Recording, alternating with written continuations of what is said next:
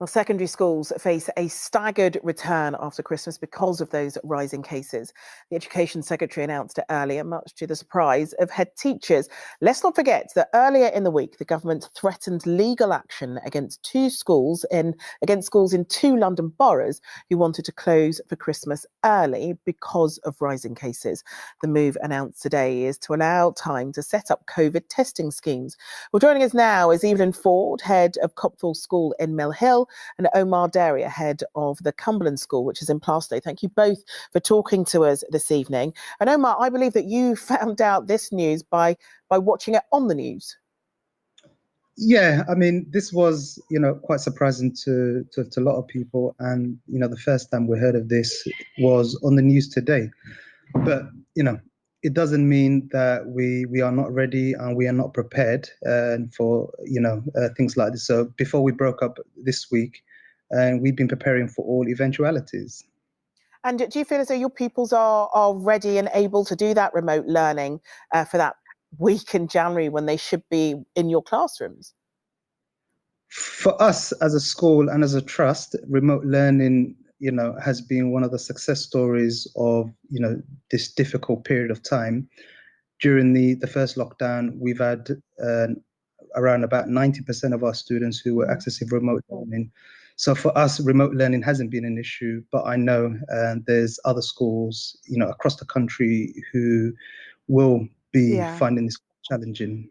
Now, Evelyn, I believe your school breaks up tomorrow, so Correct. not a lot of time to prepare what needs to be done in terms of that extra week, in terms of the kids being at home in January.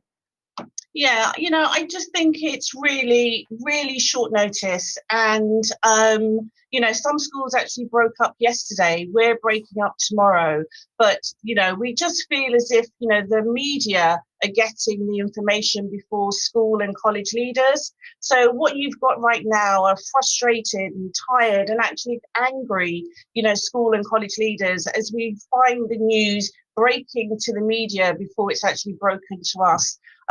So whilst I don't disagree with Omar in terms of, having blended learning in place, there is an enormous amount of work that we're going to have to do ready for that first week back in January.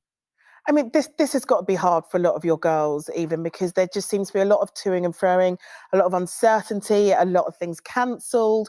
How can you deal with that with just a day's notice in terms of yet another change for them?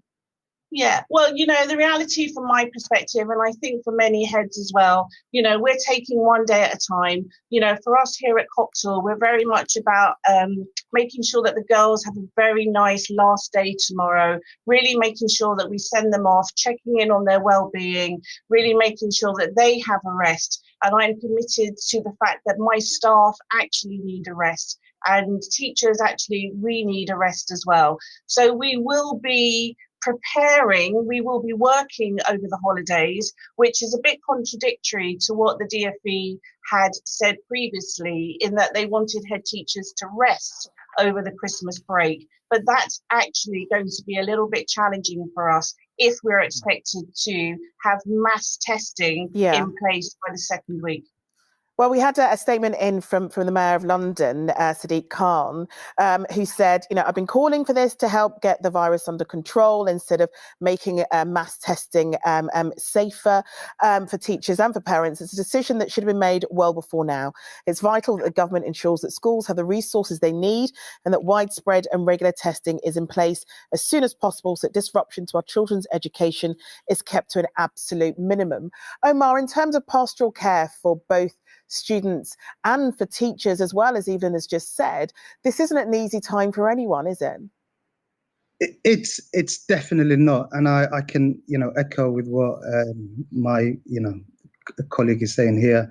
It's been very, very difficult for all schools. I mean, for us, one of the things that we have been doing is supporting our vulnerable students during the lockdown and also during schools. And there are a lot of vulnerable kids out there who, this will be very, very difficult for. and my heart goes out to those vulnerable students and their parents, and also for the teachers who have been working incredibly hard during this very, very difficult time.